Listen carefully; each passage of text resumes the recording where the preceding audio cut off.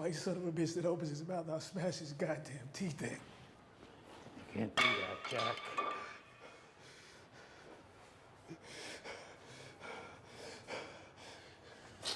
I'm supposed to just let this go on.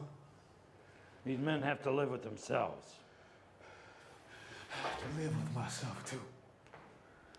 Right now, I'm living a sermon out there. You don't matter now, Jack. You're in this thing. You don't have a right to pull out from the backing of people that believe in you, that respect you, that need you. So, if you fight, they won't say that Chapman forced you to. They'll say that you're in over your head, that you don't belong here. do you know what it's like having somebody do this to you? No. No. You do. You're the one living the sermon in the wilderness. 40 days. All of it. Only you. Not a goddamn thing I can do about it. Of course there is. You can get out there and hit. You can get on base and score. You can win this game for us. We need you. Everybody needs you. You're medicine, Jack. They're only yours. Follow a blow with a blow, and they'll say the Negro lost his temper. Your enemy will be out in force, and you cannot meet him on his own low ground. We win with hitting, running, fielding, only that. We win if the world is convinced of two things: that you are a fine gentleman and a great baseball player. Born January 31st, 1919, in Cairo, Georgia, Jack Roosevelt Robinson was the youngest of 5 siblings. He followed his older brother Mac into athletics. Mac went off and he competed in the 1936 Olympics. This is an athlete who had won a medal under the eye of Adolf Hitler. He came back to Pasadena, and Mac Robinson could only find work as a garbage man. That's something that Jackie Robinson never forget. Robinson was a star athlete at Pasadena Junior College and became the first UCLA student to win varsity letters in 4 sports: basketball, football, track, and baseball. He was a local tennis champion. He was a local football stud. He was a great track star. Well, Jackie Robinson, baseball was really almost the last thing he was great at. He was great at everything. He could have done anything.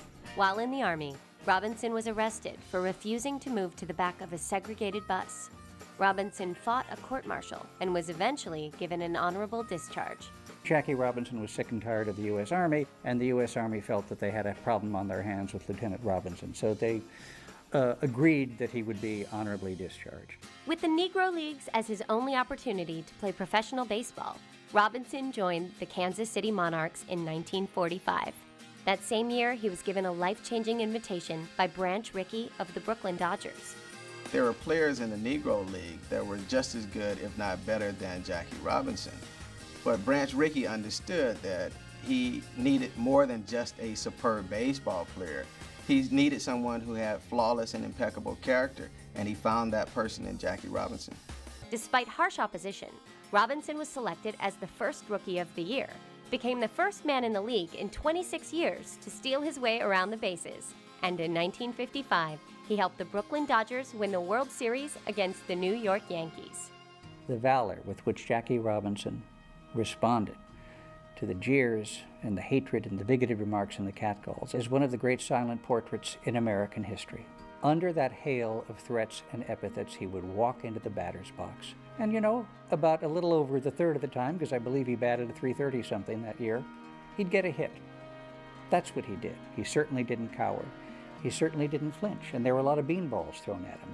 Jackie Robinson wasn't just a great symbol, he was a great baseball player. He led the Brooklyn Dodgers to 6 pennants when he was there. And this is a Brooklyn Dodger team that was called the Bums, because they couldn't win. Jackie Robinson led them, and part of it was his fire. His fire kept them going. Shortly after being traded to the New York Giants, Robinson retired from baseball in 1957 and became a business executive. After Jackie Robinson left baseball, his fight wasn't over. I mean, he continued to fight for civil rights. He was a member of the NAACP's upper management, campaigned for them, campaigned with Dr. King to try and integrate a lot of America. Also, opened up a bank in Harlem. I mean, this was a guy who this meant more to him than just his legacy as a baseball player.